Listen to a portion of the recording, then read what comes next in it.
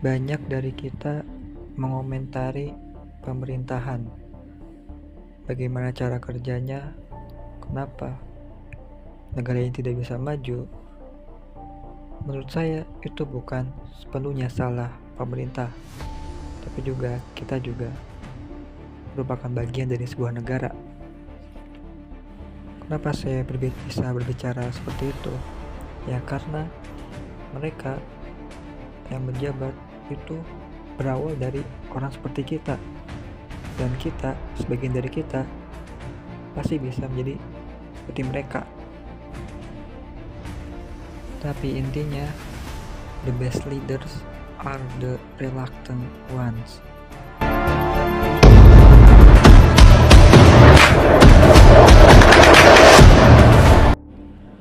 Halo semuanya, saya Abdillah Iqmal Khairon Fathul Latif dengan NIM 2313100045, asal Bogor, Jawa Barat. Di sini saya akan berbicara tentang filsafat sosial dan politik. Apa itu Panopticon Jeremy Bentham? Apakah ada sebuah simbol di dalamnya? Dan bagaimana kedaulatan negara itu bisa terwujud di era globalisasi saat ini? Di sini,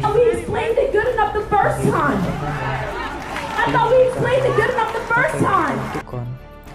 Jadi, itu adalah konsep arsitektur penjara yang dirancang oleh filsuf Inggris, yakni Jeremy Bentham, pada akhir abad ke-18, khususnya dalam tulisannya yang berjudul Panopticon or the Inspection House, tahun 1787.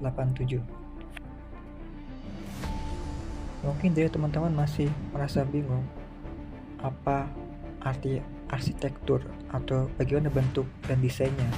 Jadi desainnya ini berbentuk bangunan melingkar dengan sel-sel tahanan yang mengelilingi menara pengawas pusat, yang dimana tujuannya itu adalah menciptakan sistem pengawasan efisien, di mana seorang penjaga, inspektor di menara pusat bisa mengamati semua tahanan secara simultan, tanpa tahanan mengetahui apakah mereka sedang diawasi atau tidak diawasi.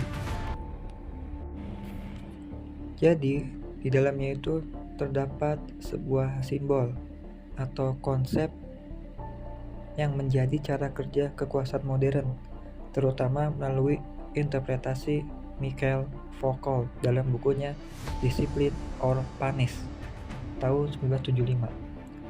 Lalu Foucault melihat Panopticon ini sebagai metafor untuk masyarakat disiplin, yang dimana kekuasaan bukan lagi berbasis kekerasan langsung, melainkan sebuah pengawasan yang tersebar dan internalisasi norma.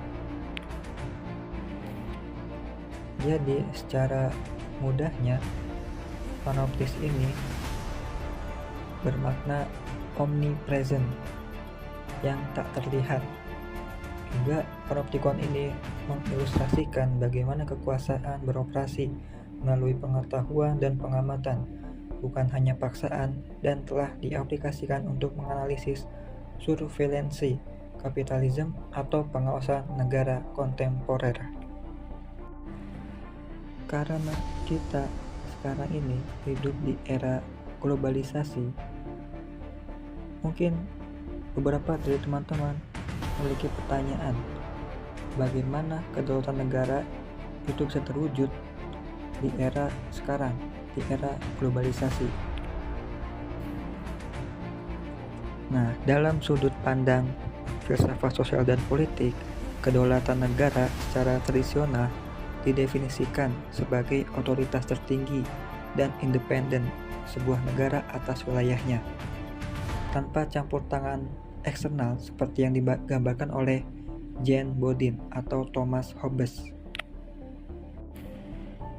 Namun, di era globalisasi yang ditandai oleh integrasi ekonomi, aliran informasi, migrasi, dan institusi supranasional seperti Uni Eropa atau WTO, kedaulatan ini mengalami transformasi yang signifikan. Sebenarnya, globalisasi itu menantang kedaulatan melalui beberapa cara, yakni pertama, erosi batas teritorial karena ketergantungan ekonomi global, di mana negara harus menyesuaikan kebijakan domestik dengan aturan internasional untuk menghindari sanksi atau kehilangan investasi.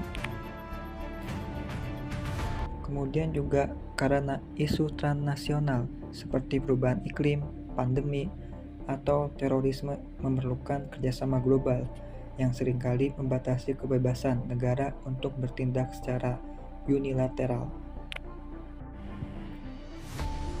Meskipun demikian, kedaulatan tidak hilang sepenuhnya ya teman-teman, karena negara masih mempertahankan kontrol atas militer, hukum domestik, dan identitas sosial. Beberapa filsuf seperti Ulrich Beck berargumen bahwa globalisasi menciptakan cosmopolitan sovereignty, di mana negara berbagi kedaulatan untuk mengatasi risiko global, sementara yang lain melihatnya sebagai pelemahan yang memerlukan reafirmasi nasionalisme. Jadi, secara keseluruhan, kedaulatan menjadi lebih berlapis, di mana negara harus menyeimbangkan otonomi dengan interdependensi untuk bertahan. Mungkin hanya itu yang bisa saya sampaikan. Saya mohon maaf jika ada kesalahan ataupun kekurangan dalam video ini. Saya Abdillah Iqmal Khairon Fathul Latif, signing out. See you next time.